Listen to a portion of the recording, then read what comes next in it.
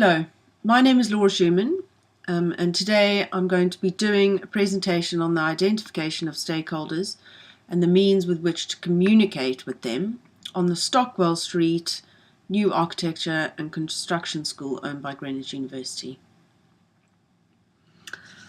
The project is nearing practical completion and the fit-out phase shall be commencing in July this year. Occupation shall be in September 2014 at the beginning of the new university year. The site is a UNESCO World Heritage Brownfield site in a conservation area. It has BREEAM Excellence and 20% renewable energy sources. It is situated in Greenwich, surrounded by lots of resident housing, lots of local businesses, including shops and restaurants, and it's got good access to public transport. Now, the new building is hoping to bring in lots of revenue to the area and will include an art gallery and use of the meeting rooms and the cafe for the general public as well.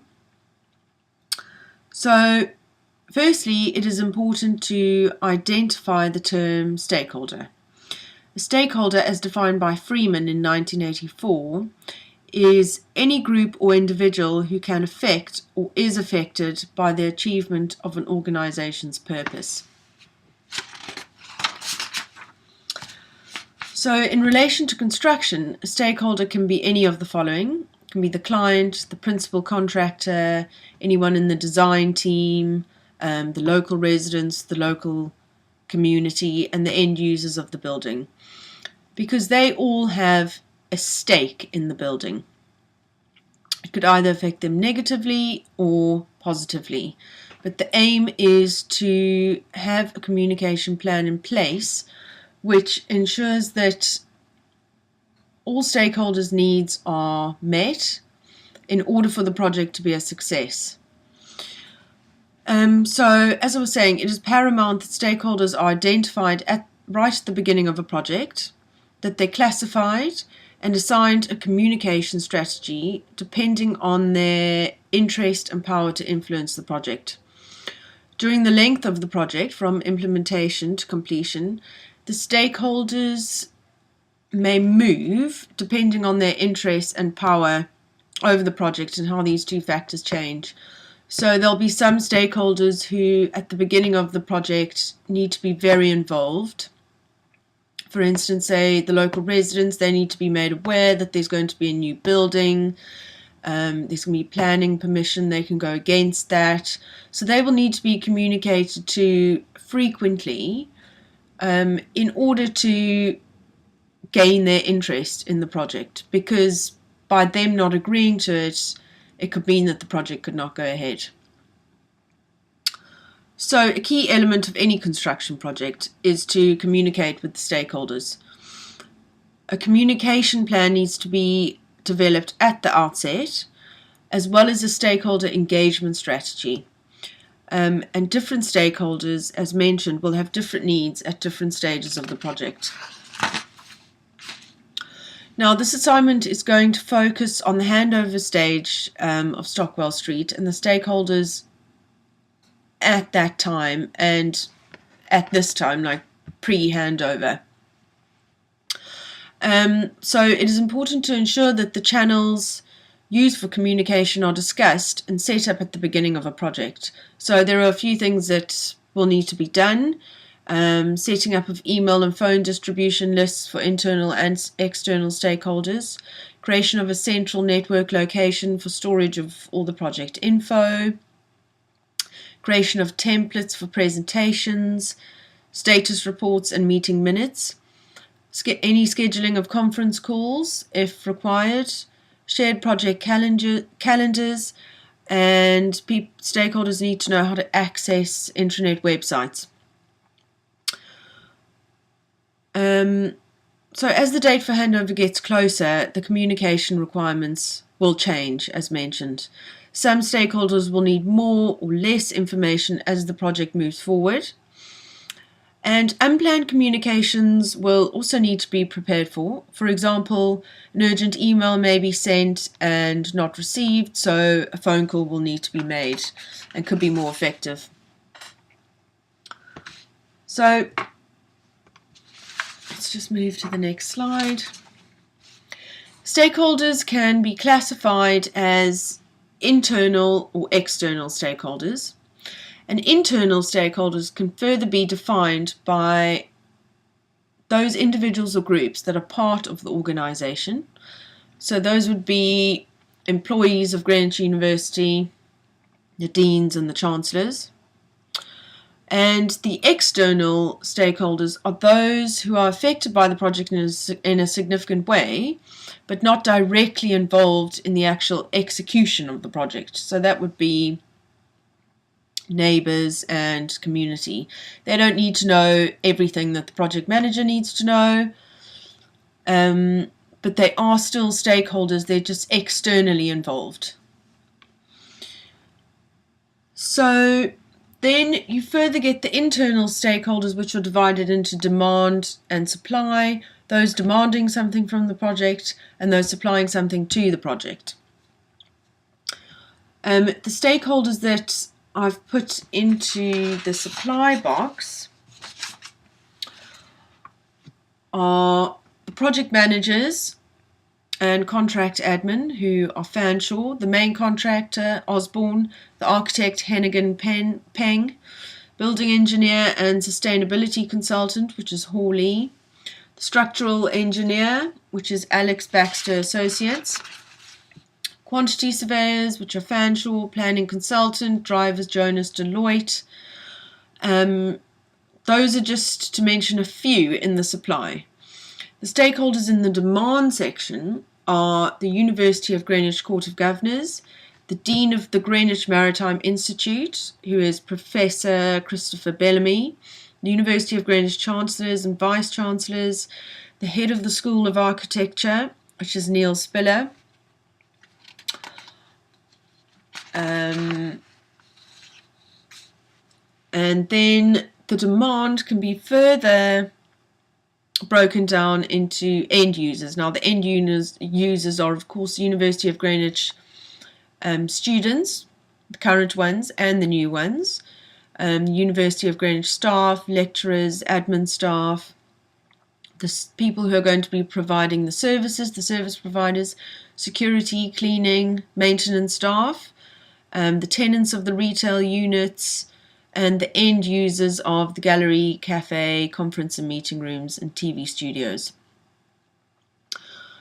Now, external stakeholders can be divided into private and public.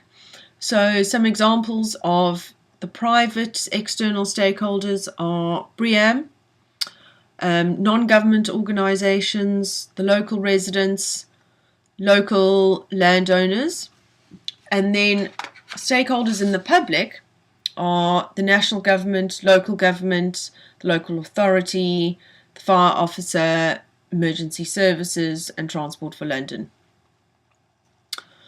Then you get the different types of communication which are used to communicate with stakeholders. Some examples are printed media, which can be used for stakeholders with low influence and interest in the project. Such things as posters, notice boards, newsletters, which can be used for the local community and residents in the area. Meetings are used as a more formal method of communication and can be used on stakeholders such as the key players. And some examples of meetings are management meetings, team meetings, briefings, and weekly meetings. And then you get another form of communication, which is digital media. And this is suited to stakeholders who want information on an ad hoc basis. They can look at the websites whenever they like. And those would be stakeholders such as the student union and the students, as well as the lecturers and other staff. So, stakeholder management strategy can be divided into 4 sections. And this is what you do with stakeholders once you've mapped them out. You will either need to inform stakeholders, so this can be applied to the stakeholders from Group C, who require minimal effort. They only need to be informed of such matters, and they need to be monitored, as at this stage they have low power and low influence. Then the next section is involve, where the stakeholders are slightly more involved than the stakeholders in Group C. And the stakeholders in the involved group would be stakeholders from Group D who fall under the involved heading are the stakeholders who have high power levels, but it also includes those with low influence. This group needs to be involved in all activities that are specific to their interests. Then you get consult, and this is applied to stakeholders in Group A who have high power levels and low authority. They need to be consulted to seek their opinions and input on key decisions. And then the partner collaborate box is mostly applied to the key players. They have high power and high influence, and they almost need to be treated as partners and should be engaged in the project by the team tailoring project strategies, objectives, and outcomes in order to win their support. So before determining who needs to be communicated to and how often, the stakeholders need to be prioritized, and a stakeholder management tool, a stakeholder map, is created, which helps to identify the interest and power that each stakeholder has on the project. So it's divided into 4 boxes, with level of influence shown on the left-hand side and level of interest shown at the bottom. The first group is Group A, meet their needs, and that contains stakeholders who have a high influence on the project but a low level of interest. But due to their low interest, this group could potentially affect the project negatively by not showing support. So in this box we've put Greenwich Borough Council, Building Control, Fire Safety and BREEAM. These stakeholders need to be informed about their specific areas of interest. And stakeholders such as the Greenwich Borough Council would have been consulted at the beginning stages of the project. They would have been communicated to a lot more. Building Control still has a high level of influence, as they need to sign off each part of the building. The Fire Safety Officer as well is important, as he needs to confirm whether the building is safe to use. And the forms of communication that can be used with this group are newsletters, notice boards, intranet, and website. It would be beneficial for the project if the interest of Group A was increased over the course of the project so that they could move into the key player box. Now, the stakeholders in Group B, the key player box, have high power and a high influence over the project, and there's no doubt that they can affect the success or failure of the project. They need to be communicated to on a regular basis and should be treated as partners, as previously said, to increase their commitment to the project's success. Now, the key player box has the stakeholders at handover stage at this time, which are Osborne, the Dean and Chancellors, the Greenwich Court of Governors, the Head of School of Architecture, the Project Steering Group, Facilities Management team from the University of Greenwich, the project managers, the design team, the subcontractors, the suppliers of the fit-out furniture, etc., and the building services, the cleaning, security and maintenance. The forms of communication that will need to be used with them are the formal meetings, team meetings, briefings, site visits, emails, and letters, and telephone calls. And they will need to be communicated to regularly, daily, some of the stakeholders. Osborne will need to be in touch with the project managers constantly, and the project managers filter the information down. Stakeholders in Group C, the monitor box, have low influence and low interest in the project. The ones in this box for handover stage are the University of Greenwich students, the new students, the emergency services, the general public, and Transport for London.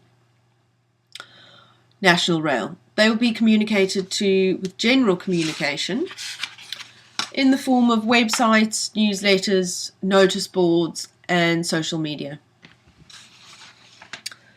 Group C will need to be communicated to on a monthly, bi-monthly basis. It's the show consideration box, and they have low interest and influence over the project. But they still need to be monitored, as they could potentially still bring risk to the handover stage and the migration of the building. Because of their high level of interest, it will be beneficial to involve the group in low-risk areas of the project. So in the show consideration box, I've put the university lecturers and staff, the local residents, the local businesses, the student union, and community groups such as the church group. This group needs to be communicated to more regularly than Group C and can be communicated to using the following methods: formal meetings, presentations, the intranet and internet, emails, memos, letters, reports, and social media. The stakeholders in their group had their contributions and requirements met at the early stages of the project, as local residents would have needed to be informed and consulted on pre-project decisions in order to minimise the risk of project failure.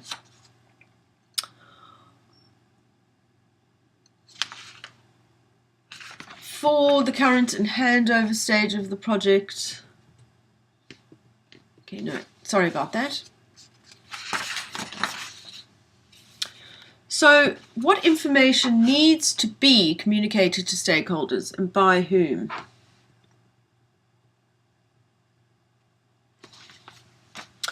How does the communication filter down amongst the stakeholders? Here are a few examples. The project steering committee is in charge of the project status, detailed information on risks and any project issues or changes. The communication mainly will filter down from them into the various groups. The project manager will have information on the project status, details of change requests, and an understanding of the project deliverables. The project team members, such as the subcontractors and design team, have an awareness of all activities and tasks that need to be carried out, and have an awareness of any events that may hinder their ability to carry out the tasks. And finally, the end users will receive information about the benefits of the project, the activities and duties involved, and will have an understanding of the function, operation, and usage of the building. So I've done a table which can be looked through, but it is basically a communications plan, and it can be used as a management tool to clarify where the stakeholders stand, so in which groups, and how they should be communicated to, and at what frequency. So the objective of the communication, the medium that's to be used, and the frequency. So for example, in the key players, I've put the contractor Osborne. The objective in communicating with Osborne is for them to filter down information on all project issues and to be in constant communication with the project managers and the staff of the University of Greenwich. The medium that can be used, as mentioned before, formal meetings, team meetings, site visits, and the frequency, you would definitely say daily and as and when required. So, as mentioned, stakeholders' level of influence and interest will change and fluctuate during the length of a project. And it is very important to have a strategy and communications plan in place in order to facilitate this. Barriers to communications must be anticipated and avoided in order to ensure the project's success. Thank you for listening to my presentation.